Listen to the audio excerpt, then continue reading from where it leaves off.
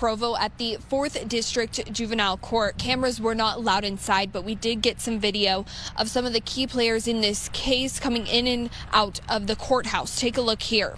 Kevin Franke and his lawyer arrived just before 8:30 this morning. His oldest daughter was also here. She arrived separately from Kevin. Ruby was called in remotely. This is a child welfare hearing, so it's to determine whether a child is safe. It's not to prosecute parents or guardians. Hey guys, welcome back to my channel. As many of you may already be aware, the court hearing from earlier of Ruby Franke and Jody Hildebrandt was postponed. I went live about it, and for those who didn't see or would like further information, here it is. So the court case was supposed to go ahead to discuss the bail and whether or not these two women, in quotes, should be released on bail after the child abuse charges. So it's been postponed due to needing more time to gather evidence or go through evidence, I believe. According to KUTV, the hearing in the Ruby Franke and Jody Hildebrandt criminal case that was scheduled to take place Monday, September 18th has been postponed. Officials of the Utah State Courts cited additional time needed to review copious amounts of discovery as the reason for the delay. The court date, initially scheduled for 11 a.m. today, was postponed after attorneys filed a stipulated motion to continue the review hearing after October 5th.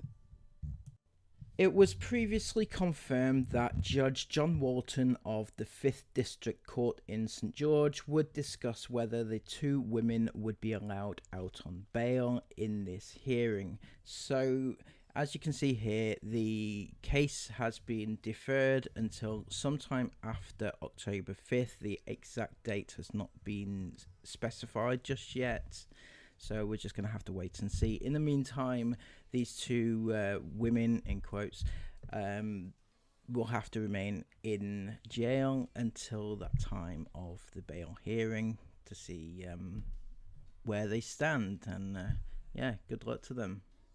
I mean that in the most sarcastic sense.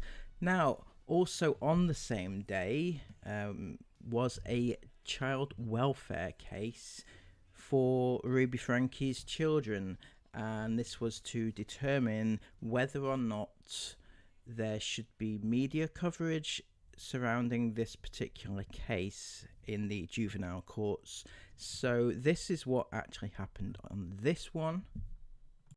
The futures of the juvenile stars of the now defunct 8 Passengers YouTube channel were being discussed not in front of the camera but inside a courtroom on Monday. The judge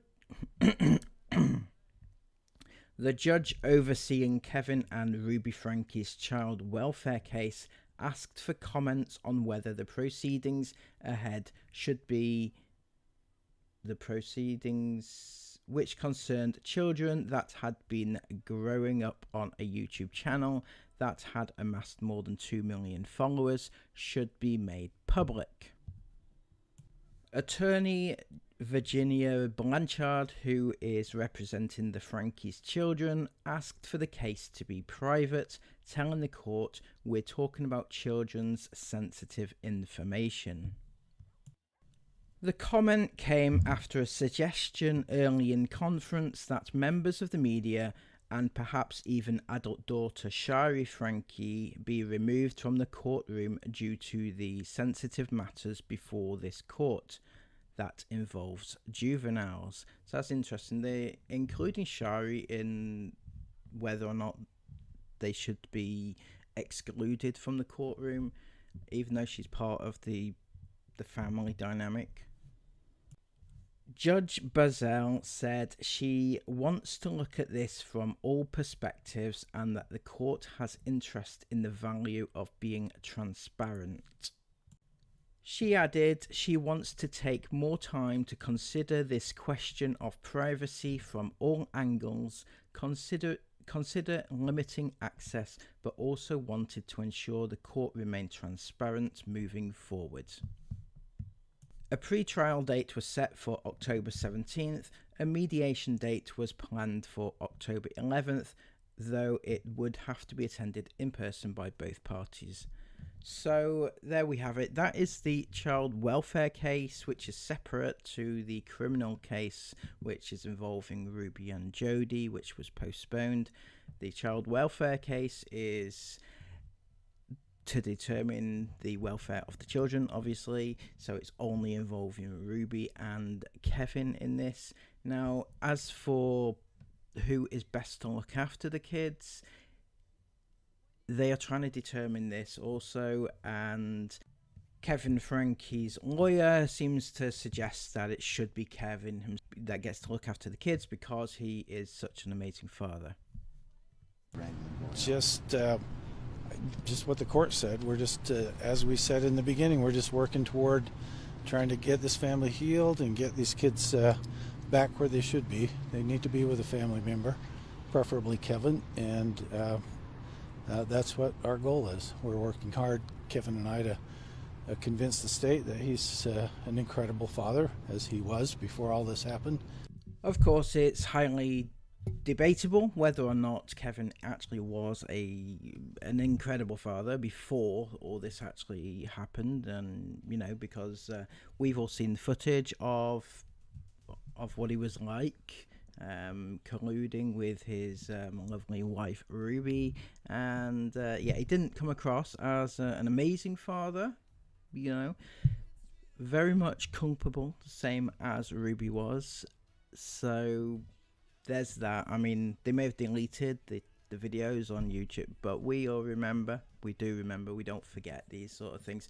Anyway, that's for a court to decide whether or not he is a fit and proper parent. Now, in the meantime, we're going to keep covering this case. Any new information that comes up, we're going to keep giving it to you. And if you come up with anything, any suggestions, any ideas, any clues about what's going to happen, leave them in the comments below and let me know what your thoughts are about this case. Until next time, please give this video a massive thumbs up. Also subscribe if you are brand new. Get me up to 1,000 subs. That would be brilliant. Thank you all so much for your love and support. Until next time, have a great day, take care of yourselves, and bye bye.